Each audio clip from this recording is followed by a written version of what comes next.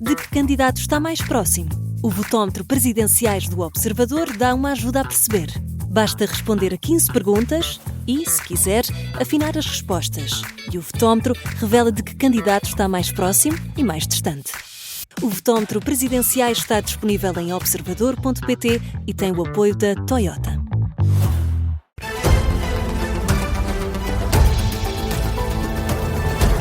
Avançamos para o Jornal das 5 com a jornalista Vanessa Cruz. Começamos com as presidenciais. Marques Mendes desvaloriza a nova sondagem que o dá em 5º lugar, mas ao mesmo tempo dramatiza o discurso. António José Seguro aparece agora em primeiro nas preferências dos eleitores e diz que sente a campanha a crescer. Este estudo feito pela Pitagórica para a CNN, TVI, JN e TSF coloca Seguro em primeiro com 19,3%, seguido de Gouveia e Melo com 19,2%, Ventura em terceiro com 18,9%. Contas feitas, os 3 candidatos aparecem separados por 4 décimas, quer dizer que há um empate técnico.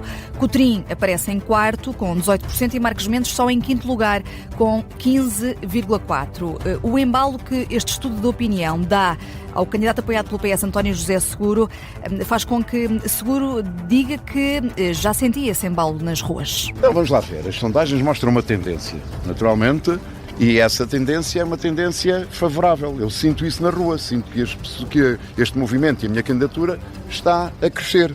Agora, o mais importante é continuar este diálogo com os portugueses e, sobretudo, assegurar aos portugueses que, se votarem em mim, têm um presidente de equilíbrio, um presidente exigente e, sobretudo, um presidente que vai trabalhar de modo a que se crie uma nova cultura política no país, que é uma cultura focada em encontrar soluções para resolver os problemas dos portugueses. Chega de conversa. António José Seguro, em campanha neste 3º dia de campanha oficial em Grândola. Marques Mendes também diz sentir o pulsar das ruas e diz que as ruas lhe mostram um resultado bem diferente daquele que é apresentado nesta última sondagem da CNN. Apesar de tentar desvalorizar este estudo de opinião, deixa um apelo aos eleitores do centro, Miguel Viterbo Dias. Perante os números que o colocam fora da segunda volta, Marques Mendes desvaloriza. Eu não embandeirei em arco com outras sondagens no passado e também não vou perder o entusiasmo com esta sondagem. De resto, o primeiro dado surpreendente da sondagem é que não bate muito certo com a rua, com a realidade do terreno. Como se viu ontem em Espinho, em Coimbra, na Guarda e hoje aqui em Torres Vedras, há uma grande adesão. Mas dá o passo em frente e carrega na dramatização do discurso. Que é um apelo a que os eleitores do centro não dispersem votos. Se houver uma grande dispersão de votos, eu posso perder esta eleição. Se houver uma concentração de votos, seguramente que eu posso ganhar esta eleição. Num dia em que Cavaco Silva veio a jogo criticar quem se apropria da memória de Sá Carneiro, Marques Mendes aproveita a deixa para contra-atacar. Acho que é uma crítica totalmente legítima. E eu acrescento mesmo. Aqueles que nos últimos dias, meus adversários, invocaram Sá Carneiro, não o fazem para homenagear Sá Carneiro. Fazem por oportunismo. E por falar em apropriações, atira também aos que usam o nome de Passos Coelho. Decidir apoiar-me, fico feliz. Se Passos Coelho decidir não tomar posição, eu não fico zangado com ele. É o seu direito natural. Não, essa terceira hipótese acho que não há. E por isso é que acho que é um certo oportunismo invocar Passos Coelho quando, evidentemente, a única decisão que ele tomou foi não tomar decisão nenhuma. O candidato apoiado pela AD, em Torres Vedras, depois das sondagens mais recentes. Marques Mendes, em Torres Vedras, onde elogiou a defesa de Sá Carneiro, feita por Cavaco Silva, o antigo Presidente da República, mostra-se chocado num artigo de opinião publicado hoje no Observador com a apropriação do legado de Sá Carneiro por alguns candidatos. Ora, André Ventura considera que nos dias de hoje, Sá Carneiro provavelmente, diz Ventura, seria do Chega. É uma resposta direta a Aníbal Cavaco Silva. Ventura diz que o antigo Presidente da República não é dono dos ideais de Sá Carneiro e que Sá Carneiro não é Miguel Cordeiro, exclusivo do PSD. Se Cavaco Silva está chocado, André Ventura estica a corda. O André Ventura não pode falar de Sá Carneiro, porque o Sá Carneiro era do PSD. Bom, era do PSD em 74, em 75, em 76, não sabemos se em 2025 seria do PSD, provavelmente até seria do Chega. Ventura vai mais longe e diz até que Cavaco Silva não se aproxima dos ideais de Sá Carneiro. Acho que esse perfil é todos menos o de Cavaco Silva. Entre as palavras sobre figuras que não estão na corrida, Ventura foi confrontado com a mais recente sondagem que o coloca em terceiro lugar, mas em empate técnico com Seguro e Gouveia e Melo. Fala num sinal de que é preciso trabalhar. Para conquistar as pessoas, convencê-las para ter o resultado o mais amplo possível de margem no dia 18. Para a primeira volta, Ventura continua confiante e Marcos Mendes continua a ser o alvo favorito. Marcos Mendes é uma marioneta de Luís Montenegro. O Luís Marcos Mendes não é sequer o candidato do PSD, é o candidato do montenegrismo. E se Mendes promete ser interventivo, André Ventura pergunta: o que é que o candidato do PSD, que teve tantos anos num canal de televisão a fazer comentário, é uma pessoa conhecida, não reúne apoios sequer de metade dos dirigentes do PSD? Ventura seguiu pelo Pinhal Novo rodeado por cerca de uma centena de apoiantes. Entre beijinhos e muitas selfies, o candidato, apoiado pelo Chega, parou para beber café. E aí voltou a colocar Marcos Mendes na conversa. Se o Marcos Mendes tomasse assim este café, não estava nos lugares que está. Ele bebe 4 cafés por dia? Bem, então aquilo tem. Então tem de beber uns 10 ao vida. Porque se bebe 4 e fica assim. André Ventura bem disposto numa arruada no Pinhal Novo. E Gouveia e Melo, o que diz sobre este artigo de opinião de Cavaco Silva publicado hoje no Observador, Vanessa? Tem, Ricardo, nas entrelinhas, críticas a fazer. Eu não concorro contra o senhor ex-presidente Cavaco Silva. Eu concorro para um futuro de Portugal. Este lugar da presidência não é um lugar partidário. As pessoas não perceberam isso.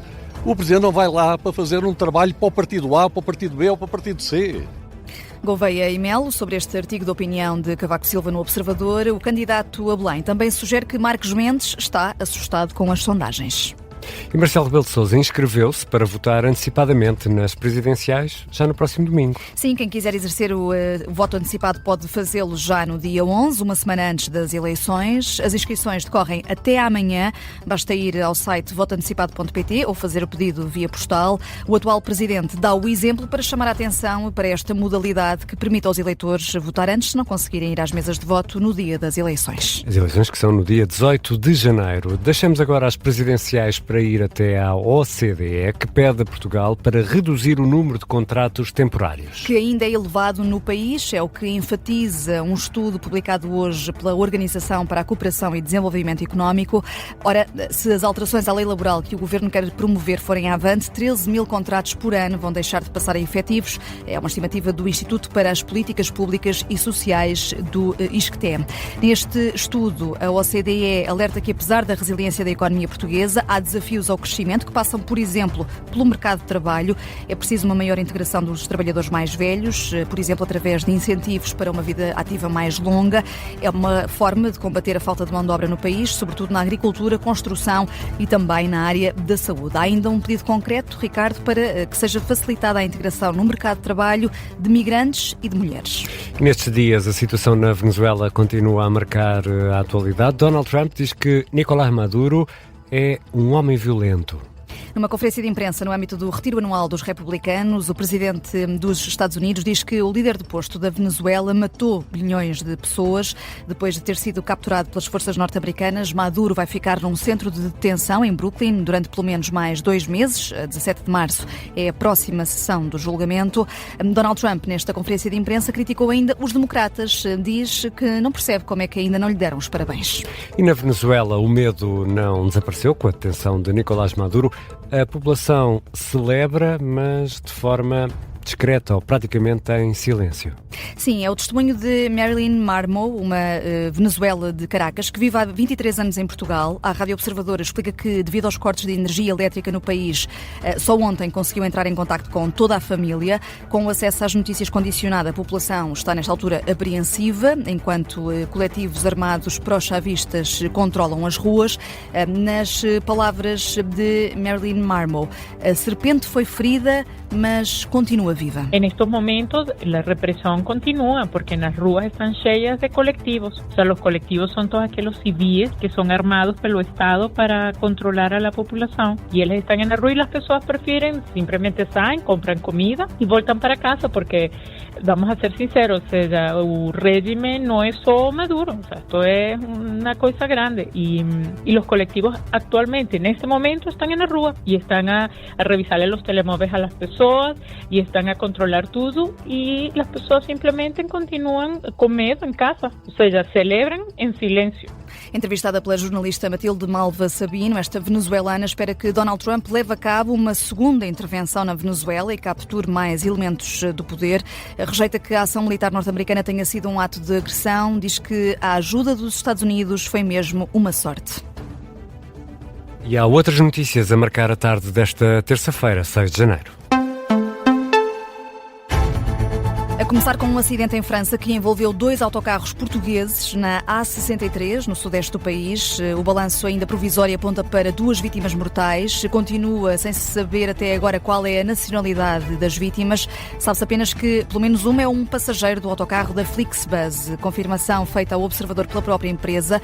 A outra empresa envolvida neste acidente é a OVNITOUR, que embateu por trás no autocarro da Flixbus que estava parado e que acabou depois por embater no caminhão que seguia à frente. Com isto tudo, houve um choque em cadeia que envolveu perto de uma centena de veículos nesta autoestrada em França. Segundo a Prefeitura de Landes, há entre 50 a 60 feridos ligeiros, mas também feridos em estado grave neste acidente. Jair Bolsonaro sofreu na última madrugada um acidente na prisão. A informação é adiantada pela mulher do ex-presidente do Brasil no Instagram. Michelle Bolsonaro revela que o marido caiu e bateu com a cabeça num móvel da cela enquanto dormia. Entretanto, a informação já foi confirmada à Globo News pelo médico de Bolsonaro, sofreu um traumatismo craniano leve, de acordo com este médico. Meia final da Taça da Liga entre Sporting e Vitória Sport Clube, logo à noite em Leiria, jogo às 8 da noite. A emissão especial na Rádio Observador começa depois das 7h30. Amanhã, à mesma hora, a outra meia final entre o Braga e o Benfica. Na antevisão, sem querer entrar nas polémicas com as arbitragens, José Mourinho não considera que o Braga vai entrar em campo a pensar logo nos penaltis. Já Carlos Vincent, treinador da equipa minhota, espera um jogo difícil contra um adversário que também quer muito estar na final. Está frio, muito frio, mas o frio pode ser divertido, Ricardo. O frio pode ser divertido? Pode. Não, eu acho mais divertido o calor. Para quem esquia, por exemplo, sim, também, okay. Não é? Mas porquê é que quero falar de frio contigo? Porque na China começou esta semana um Festival Internacional da Neve e do Gelo, é no nordeste do país, em Harbin. Todos os anos, no mês de janeiro, a cidade transforma-se num cenário impressionante. São esculturas de gelo que durante a noite se iluminam por dentro. Há várias réplicas de monumentos famosos também. E este festival é até quando, Vanessa? Só para ver se ainda consegues lá dar um salto, não é? No verão gosto de ver aqueles festivais, aquelas esculturas na areia, e no inverno vou ver as esculturas de gelo. Podes dar ali um saltinho até à China. Este festival decorre até fevereiro, se as condições meteorológicas assim o permitirem. Para teres uma ideia, este evento no ano passado recebeu cerca de 3 milhões de visitantes. Isso é muita gente. É muita gente. O recinto desta edição é maior e o número de esculturas também. Bom, e na impossibilidade de visitar este Festival Internacional de Gelo e Neve em Harbin, na China, o melhor é ver as imagens, que certamente valem a pena. Valem mesmo. Sobretudo à noite deve ser ainda mais engraçado, com as esculturas iluminadas. A Vanessa Cruz vai regressar às 5h30 para atualizar as notícias.